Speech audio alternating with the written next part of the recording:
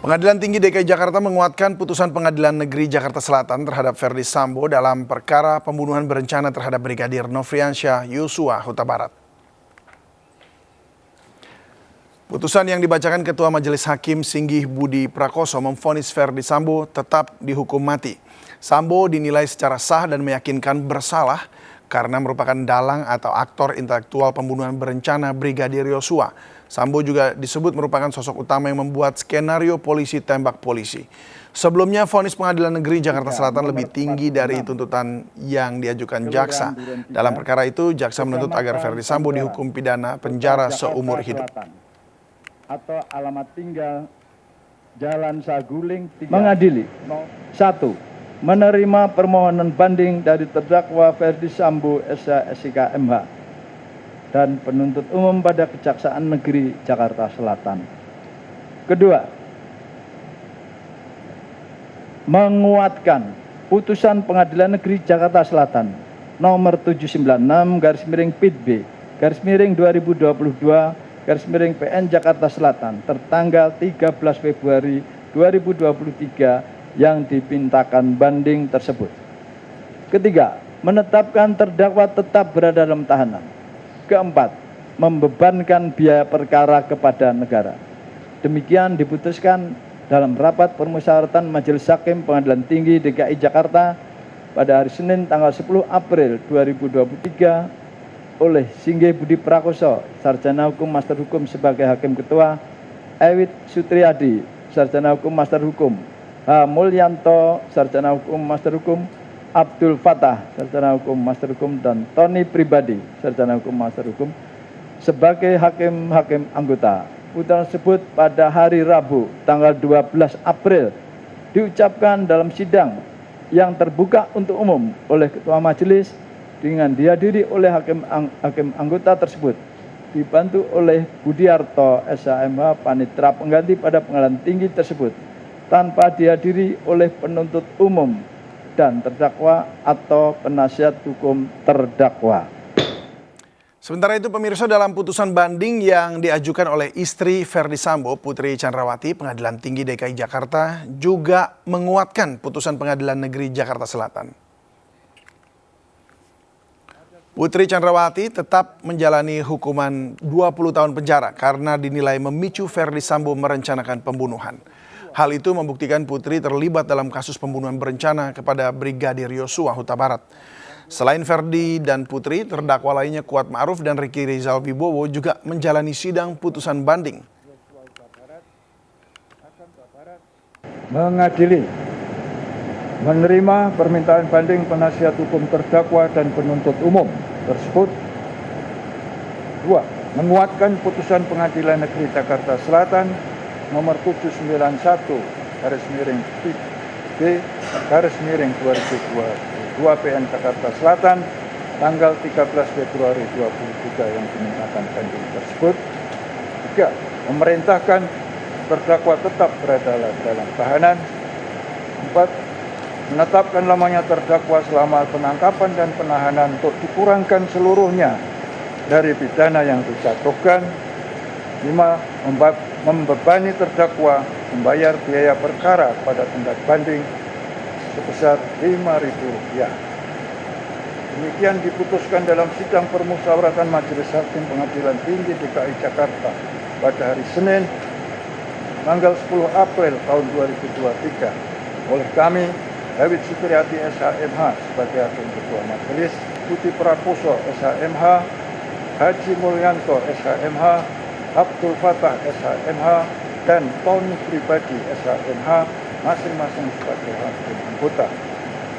Dan putusan mana diucapkan dalam sidang terbuka untuk umum pada hari Rabu tanggal 12 April 2023 oleh Hakim Ketua dan hakim-hakim anggota tersebut dengan dibantu Ina Iskandriana SHMH, Panitera Pengadilan Tinggi DKI, tanpa dihadiri oleh jaksa dan penasihat hukum terdakwa. Meski tidak ikut campur atas vonis atas kasus pembunuhan Yosua, Presiden Joko Widodo menghormati vonis yang dijatuhkan kepada para terdakwa. Presiden pun menilai putusan yang dijatuhkan hakim sudah berdasarkan pertimbangan fakta dan bukti yang ada.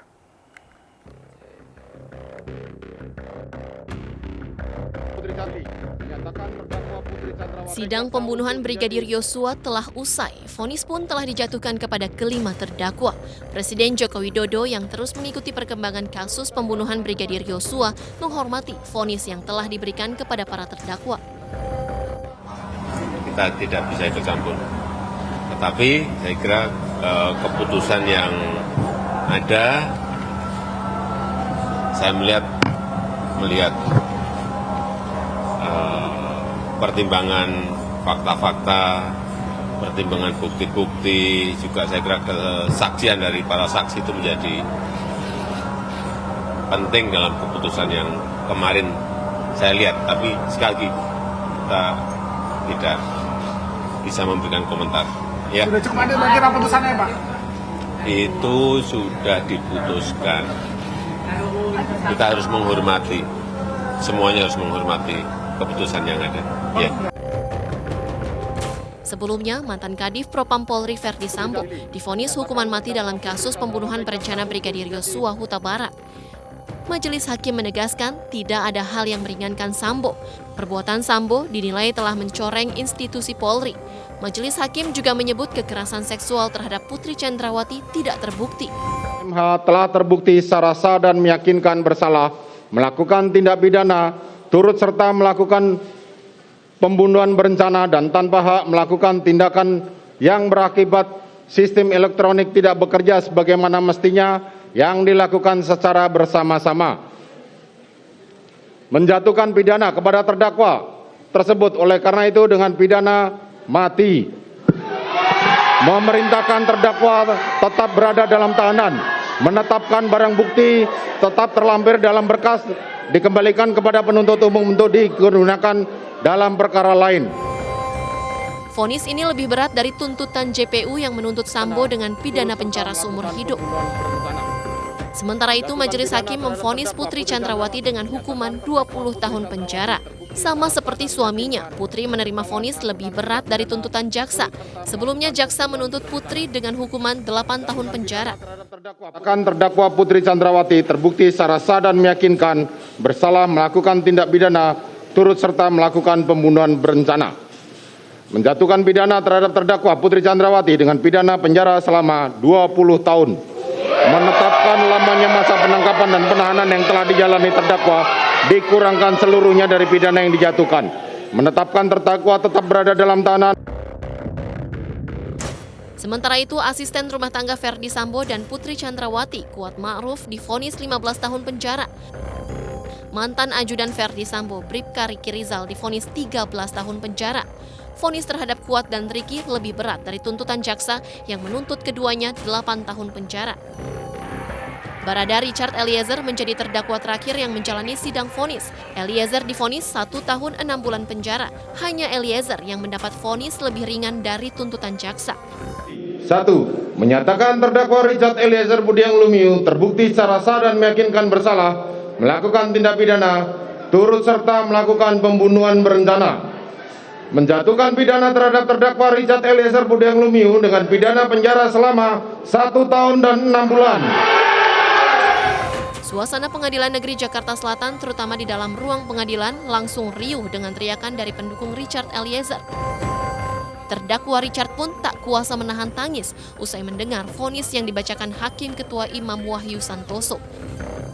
Dari Jakarta, tim liputan iNews melaporkan. Pemirsa, Ferdi Sambo bukanlah orang pertama yang dijatuhi hukuman mati di Indonesia. Sebelumnya ada beberapa yang dijatuhi hukuman mati seperti Amrozi, Mary Jane hingga Freddy Budiman. Menjatuhkan pidana kepada terdakwa tersebut oleh karena itu dengan pidana mati. Hukuman mati tengah menanti mantan Kadif Propam Polri, Ferdi Sambo. Jenderal Bintang 2 itu telah terbukti sengaja membunuh ajudannya, Brigadir Yosua. Jenderal Bintang 2 ini telah terbukti sengaja membunuh ajudannya, Brigadir Yosua. Hukuman mati merupakan salah satu hukum yang diberlakukan di Indonesia. Hukuman ini berlaku untuk kasus pembunuhan berencana, korupsi, terorisme, narkoba, dan perdagangan obat-obatan terlarang. Hukuman mati menjadi salah satu pidana paling kontroversial dan banyak diperdebatkan. Namun Ferdi Sambo bukanlah orang pertama yang mendapat hukuman mati di Indonesia. Sebelumnya ada beberapa yang dijatuhi hukuman mati. Trio dalam bom Bali pada 12 Oktober 2002, Amrozi, Ali Gufron, dan Imam dihukum mati. Eksekusi mati Amrozi dan Imam dilakukan tim Polda Jawa Tengah pada 9 November 2008 di Nusa Kambangan, sedangkan eksekusi Ali Gufron terjadi 1 hari sebelumnya.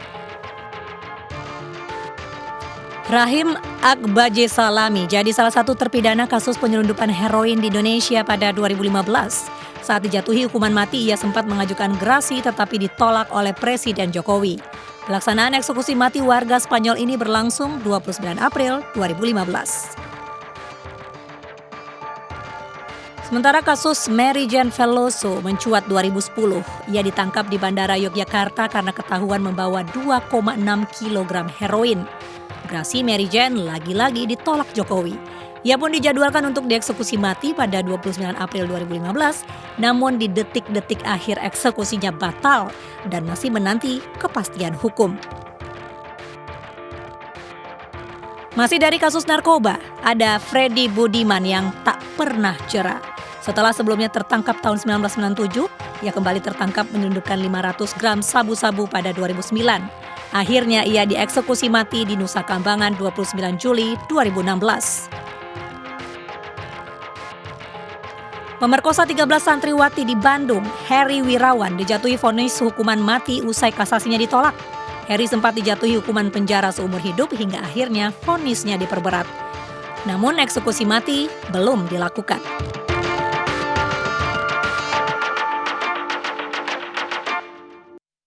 Ya, untuk mengulas putusan banding kasus pembunuhan berencana terhadap Brigadir Yosua Huta Barat dengan terdakwa Ferdi Sambo CS, kita sudah bergabung bersama Guru Besar Ilmu Hukum Universitas Al-Azhar Indonesia, Profesor Suparji Ahmad, dan Pak Yohanes Raharjo, kuasa hukum keluarga Yosua. Selamat sore, Bapak-Bapak.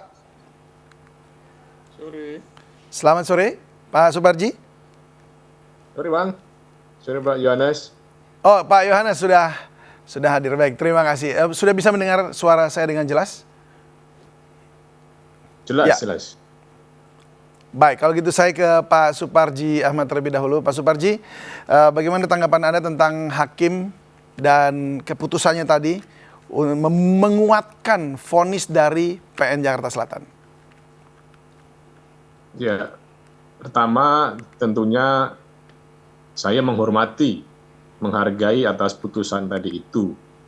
Karena Majelis Hakim Pengadilan Tinggi tentunya telah mempertimbangkan sesuai dengan kewenangan yang dimiliki, ya, bahwa pengadilan tinggi itu kan sama dengan pengadilan negeri sebagai yudek faksi, yaitu memeriksa fakta, memeriksa ya alat-alat bukti atau kemudian fakta-fakta hukum atau aspek-aspek hukum dari perkara yang telah diperiksa dan telah diputus di pengadilan negeri. Sebagai yudek faksi, perbedaannya ini adalah sebuah mekanisme banding, ya, atau dengan kata lain sebagai suatu bentuk second opinion atas keberatan dari misalnya terdakwa atau jaksa penuntut umum atas putusan dari pengadilan negeri sebelumnya. Pengadilan tinggi memeriksa memori banding atau kemudian kontra memori banding. Nah, berkaitan dengan soal putusan yang dikuatkan, tentunya dari penilaian Majelis Hakim Pengadilan Tinggi telah memiliki ya penilaian yang sama dengan pengadilan negeri, ya, dalam arti bahwa telah ada fakta, telah ada bukti yang sah dan meyakinkan bahwa Sambo adalah terbukti melakukan tindak pidana pembunuhan berencana dan juga Undang-Undang ITE, ya. Jadi ini adalah sebuah sanksi yang bersifat kumulatif, ya, terhadap dua jenis tindak pidana tersebut. Namun demikian, tentunya masih ada ruang untuk kemudian mengkoreksi atas putusan pengadilan tinggi tadi, yaitu upaya hukum kasasi, di mana jika ada sebuah keyakinan bahwa belum mencerminkan satu keadilan atau masih memiliki bukti-bukti yang kuat, ya, dalam hal ini misalnya nanti akan diajukan dalam konteks kasasi sebagai iudex juris atas kesalahan penerapan hukum di pengadilan negeri maupun pengadilan tinggi. Misalnya tentang soal kontroversi tentang penjatuhan hukuman mati kepada Sambo. Misalnya dengan pertimbangan apa? Bahwa Sambo dalam hal ini dari pandangan misalnya, ya, Sambo atau kemudian penasihat hukumnya merasa tidak ada bukti yang sempurna, bukti yang material yang mengatakan keterlibatan dalam pembunuhan berencana, sehingga dianggap ada kesalahan dari penerapan hukum di pengadilan negeri dan pengadilan tinggi. Atau misalnya juga bahwa hukuman mati itu mestinya dilakukan secara selektif, ya, sebagaimana misalnya ini sudah diakomodir dalam Undang-Undang 1 2023, ya, mengingat adanya pro dan kontra tentang penerapan hukuman mati. Tetapi sekali lagi bahwa ini kewenangan yang dimiliki oleh pengadilan tinggi untuk menguatkan putusan di pengadilan negeri sebelumnya. Ya, Pak Suparji, tadi Anda sempat menyebutkan mengenai Undang-Undang KUHP atau KUHP yang direvisi begitu ya, yang kemarin baru saja direvisi, itu kan masih akan diberlakukan 3 tahun lagi begitu. Apa memang itu bisa menjadi celah untuk bebas dari hukuman mati ini di kasasi nanti? Ya, kaitan dengan Undang-Undang 1 2023, yang pertama bahwa berlaku 3 tahun setelah disahkan, ya. Artinya kan kemarin disahkan di 2022 atau kemudian di awal 2023, yang berarti kemungkinan di 2026 akan dilaksanakan 3 tahun. Oke, jadi tidak berlaku ya? Disahkan. Nah, kemudian yang kedua bahwa ketika menerapkan kaitannya dengan hukuman mati yang disertai dengan percobaan, itu harus dinyatakan di dalam vonis majelis hakim, misalnya di pengadilan negeri, misalnya bahwa dijatuhkan hukuman mati dengan masa percobaan 10 tahun misalnya. Nah, ini harus dinyatakan dalam amar putusannya. Sementara untuk Sambo kemarin kan tidak dinyatakan itu. Kenapa tidak dinyatakan? Mengingat bahwa memang undang-undang itu belum berlaku. Kemudian yang ketiga, kalau melihat tentang bagaimana timeline penyelesaian perkara yang sekarang adalah tinggal kasasi dan kemudian peninjauan kembali, yang kemungkinannya akan bisa selesai di bawah 3 tahun, dalam arti ketika belum undang KUHP baru ini dilaksanakan. Dengan demikian memang tidak cukup alasan untuk bisa diterapkan dengan undang-undang yang baru atau KUHP yang direvisi atau Undang-Undang 1 2023 dengan asumsi perhitungan bahwa ini akan selesai sebelum KUHP ini baru, dalam arti upaya hukum biasa maupun upaya hukum luar biasa. Namun sekali lagi bahwa mungkin saja itu peluang itu masih ada, dalam arti kasasinya lama atau kemudian PK-nya lama, tetapi kalau menggunakan jalur normal kemungkinannya itu tidak bisa diimplementasikan dalam kasus Sambo untuk Undang-Undang 1 2023 gitu. Baik, kalau untuk hukuman mati kan tadi sempat disebutkan bisa menjadi salah satu pilihan untuk maju di kasasi nanti itu. Nah, apakah kalau menurut Anda apakah hukuman mati yang diberikan itu sudah memenuhi threshold dari syarat-syarat bahwa memang orang ini bisa dihukum mati untuk konteks di Mahkamah Agung? Ya, berkaitan dengan bagaimana penerapan hukuman mati, ya tentunya yang pertama kan jenis tindak pidananya dan ancaman hukumannya. Kalau menggunakan kriteria itu, memang itu sudah memenuhi syarat. Artinya apa? Bahwa dibuktikan telah melakukan pembunuhan berencana yang mana ancaman hukumannya adalah maksimal hukuman mati, sehingga secara normatif itu telah benar adanya. Namun pada sisi yang lain, dalam rangka misalnya kaitannya dalam perspektif hak asasi manusia misalnya, bahwa kaitannya dengan hukuman mati bisa saja dilakukan koreksi. Apalagi juga mempertimbangkan tuntutan dari jaksa penuntut umum yang juga bukan hukuman mati.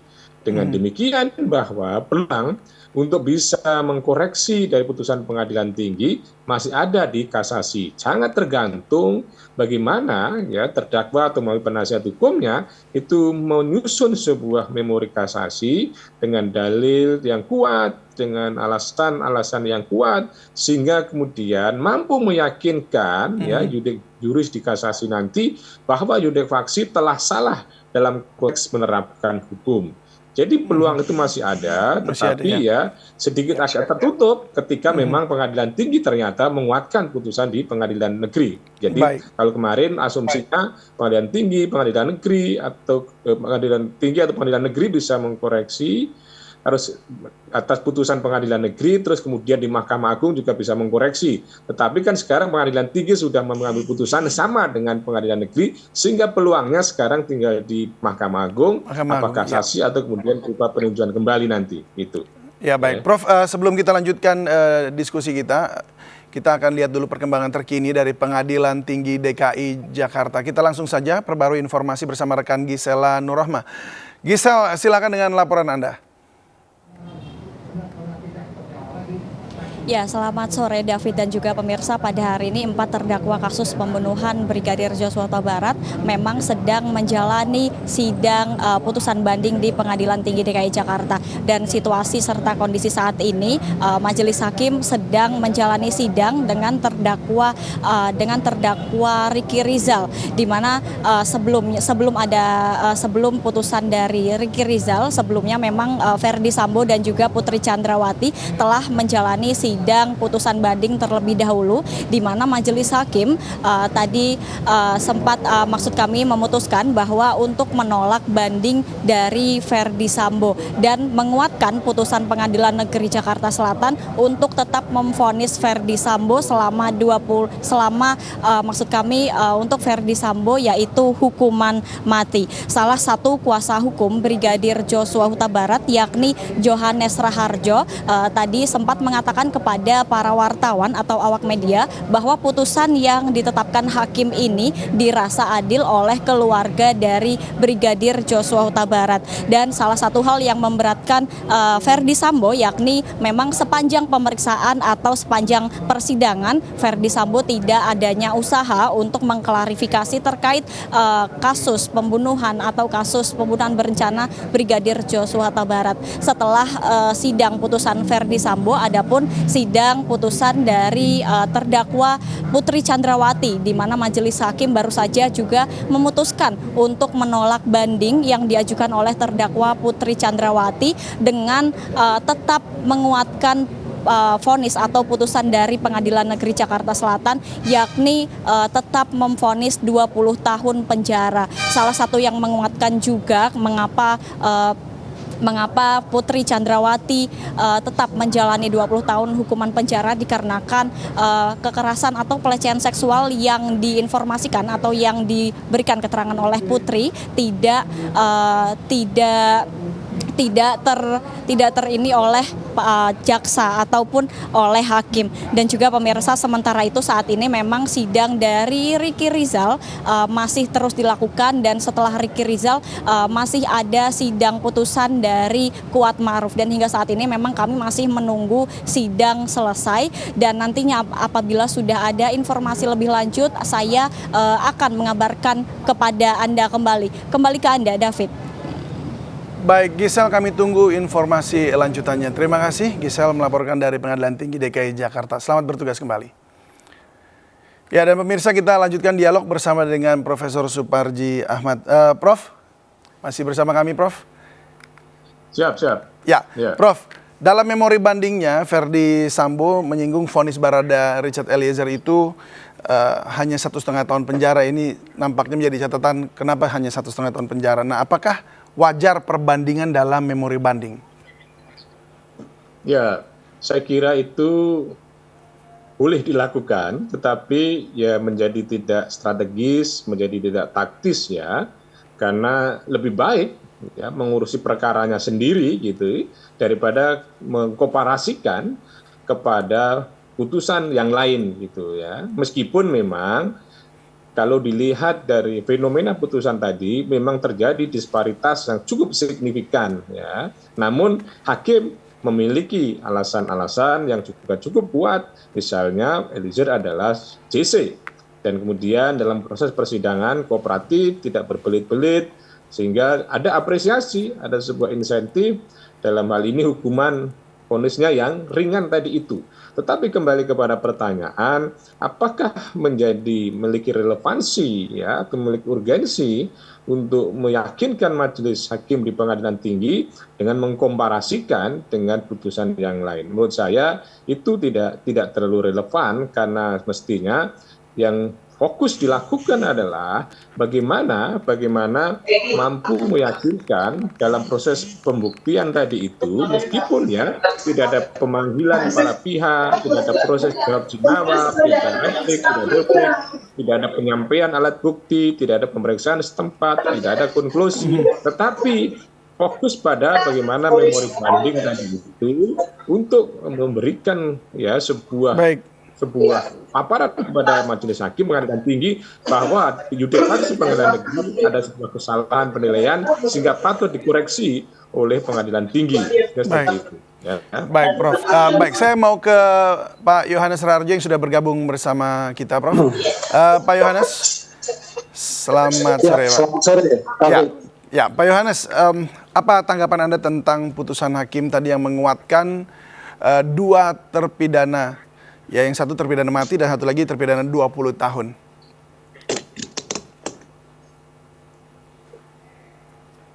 Ya, Pak Yohanes. Pak Yohanes bisa dengar suara saya, Pak? Pak, saya tidak bisa mendengar suara. Baik, saya ulangi, apakah bisa dengar suara saya sekarang, Pak? Pak Yohanes? Halo? Halo? Ya. Tampaknya masih ada gangguan teknis dan sambungan dengan Pak Yohanes. Baik, saya kembali ke Prof. Suparji. Prof, terakhir Prof, mungkin berapa lama kira-kira yang dibutuhkan sampai ini inkrah, artinya nanti ketika mereka maju ke kasasi untuk hukuman mati ini? Ya, secara teoritis mestinya tidak sampai 5 bulan ya, itu sudah ada upaya putusan kasasinya, itu sudah ada putusannya ya. Maksud saya ini sangat tergantung dari misalnya pihak Sambo, pihak Ibu PC ya, apakah akan mengajukan kasasi atau tidak. Tentunya masih ada waktu untuk berpikir ya, mengajukan kasasi atau tidak, baru setelah itu akan diajukan tentang memori kasasi. Namun perkiraan saya kemungkinan besar keduanya akan mengajukan kasasi. Nah, disitulah lagi-lagi menjadi tanggung jawab, menjadi tugas ya berat bagi penasihat hukum untuk mengajukan memori kasasi yang komprehensif, yang realistis, yang faktual ya, sehingga mampu menunjukkan ada kesalahan di yudefaksi dalam menerapkan hukum, dalam mengambil satu keputusan dan melihat alat bukti sehingga kasasinya bisa diterima oleh majelis hakim. Tetapi kalau sekiranya kasasinya tidak mampu meyakinkan majelis hakim, bisa saja akhirnya juga dikuatkan lagi gitu. Ya, baik. Baik, terima kasih Prof. Suparji Ahmad sudah bergabung bersama kami dan berbagi. Salam sehat selalu, Pak.